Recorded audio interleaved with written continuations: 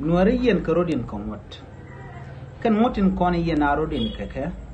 te ka ngwan ki de chala den go goran ka ran chala do jen gor piu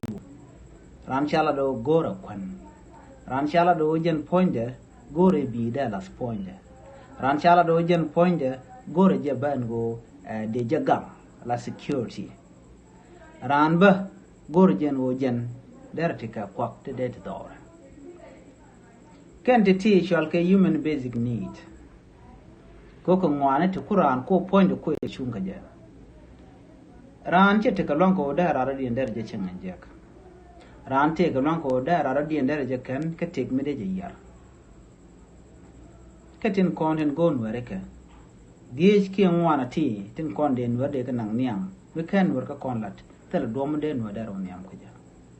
be nuer be duptin konten yar ke je be ko kon ngach ka be duptin gon ala duptin konten de nan kam gwa be ko kon ngach ajen do bada nan be jek be ko don ka mu wo je ke je me kan nuer kana kon ngaj no en nuer goro kon nuer goro piu nuer goro je no de je gang la security kan nuer poinde gor je ban wo dar te ke bi ni ke kwaktin kon ti la kwak chenga kene ti mo kan ga kon lat tele do mo den no dar peace ke ja yene den kon tin ngai ke je gwano den no dar peace di gor je gwano yen biya chonkel kan nuari ki ka tanda ande ko nyam ko jere te ke dia biya te ga ma